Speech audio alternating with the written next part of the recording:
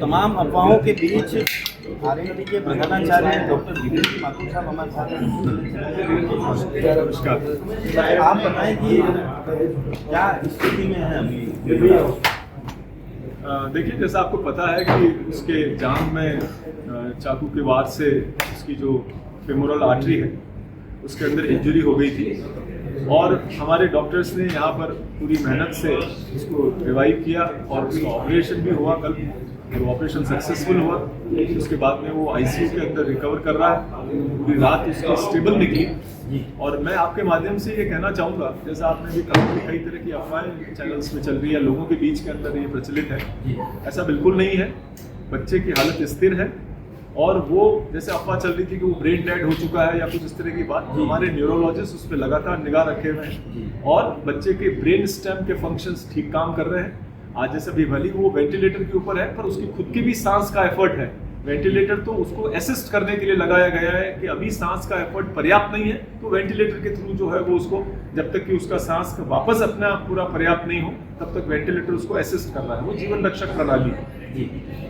इन सभी अफवाहों के बीच में एक बात ये भी है कि ये इसका जो यूरिन है वो कल रात से देखिए, अभी जैसे मैंने आपको कहा कि इसका जो ब्लीडिंग हुई, इतनी मैसिव ब्लीडिंग हुई और बच्चा काफ़ी समय तक जो है वो हाइपोक्सिया में रहा जिसमें उसके शरीर के विभिन्न अंगों में ऑक्सीजन की कमी हुई इस सब एपिसोड के कारण। तो जैसे ब्रेन में भी ऑक्सीजन की कमी हुई तो ब्रेन के अंदर भी असर आया, इसी तरह से लिवर पे और किडनी पे भी असर आया। तो इसको एक्यूट किडनी शटडाउन कहते हैं कि बहुत समय तक जो है वो ब्लड प्रेशर नहीं मेंटेन रख सका इतनी इंजरी के बाद में, तो उसके कारण उसके ऊपर असर आया है। तो हम पूरी जो है वो उसके लिए हम सब दवाएं जो भी सारे जो होता है सारे मेडिकल असिस्टेंस वो सब उसको मिली है और अब हम देख रहे हैं कि उसके शरीर उसके बारे में क्या जवाब देता है, किडनी के ऊपर उसके दवाइयों का क्या असर आता है। तो उस पर कड़ी निगाह रखे हुए हमारी टीम। राज्य सरकार भी इस पूरे जो घटनाक्रम में इस पर अपनी पहली नज़र बनाए हुए और उन्होंने बिल्कुल एयरलिफ्ट के माध्यम से यहाँ पर इस पूरे एपिसोड को स्वयं मुख्यमंत्री जी मॉनिटर कर रहे हैं और उन्होंने अत्यंत संवेदनशीलता दिखाते हुए चार्टर्ड प्लेन से जो है वो एक्सपर्ट टीम हमारे यहाँ पर हमको असिस्ट करने के लिए भेजी। क्या अगर उच्च स्तरीय इलाज के लिए जयपुर ले जाया जा सकता है देवराज? देखिए, जैसे मैंने कहा कि ये अभी ऐसी स्थिति है जिसके अंदर ये अगर डिसीजन हायर सेंटर पे भेजने का एक कंबाइंड डिसीजन होगा कि उसके परिजनों की क्या मर्जी है और हम जिला प्रशासन से भी इस बारे में बात करेंगे। तो ये अगर ऐसा है तो ये भी अभी संभव है, उसमें भी जो है वो कोई ऐसी परेशानी नहीं आनी चाहिए। पर जहाँ तक एयरलिफ्टिंग का सवाल है वो एक प्रॉपर जो है वो एयर एम्बुलेंस नहीं हो सकता है।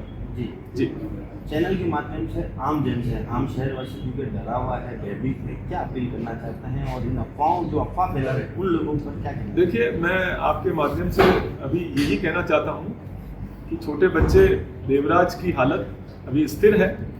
हमारे डॉक्टर्स की टीम, जयपुर से पधारे हुए सभी डॉक्टर साहिबान, हमारे सारे एक्सपर्ट्स, हम पूरी मेहनत कर रहे हैं कि हम उसको बच्चे को जो है वो बचा सकें और हम उसको सक्सेसफुली इस पूरे एपिसोड से बाहर निकाल सकें। तो मैं आपसे निवेदन करता हूं कि आप सब जो है वो किसी भी प्रकार की बच्चे के बारे में अफवाह पे ध्यान नहीं दें। आप ईश्वर से प्रार्थना करें कि ये बच्चा शीघ्र स्वस्थ होकर के अपने जो है वो घर जाए और मैं आपको इस चीज़ के लिए सभी को एश्योर करता हूँ कि हम हमारी तरफ से कोई कोर कसर नहीं छोड़ेंगे और पूरी कोशिश करेंगे कि ये बच्चा अपने पाँव पे वापस चल सके। जी, तो डॉक्टर विपिन जी माथुर से हमारी विशेष मुलाकात थी जिन्होंने स्पष्ट करा कि बच्चे की हालत में स्थिरता है, गिरावट नहीं है, बच्चा अभी स्थिर है और उसकी हालत में धीरे धीरे सुधार यहाँ पर हो रहा है। राज्य सरकार भी अपनी पैनी नज़र इस पूरे घटनाक्रम पर बनाई हुई है। उच्च स्तरीय टीम भी जयपुर से यहाँ पर आई हुई है और अगर बच्चे को जरूरत होगी तो एयरलिफ्ट कर भी जयपुर ले जाया जा सकता है। तो अफवाहों पर आप भी ध्यान ना दें, सतर्क रहें, सावधान रहें। जय हिंद, जय भारत, जय मेवाड़।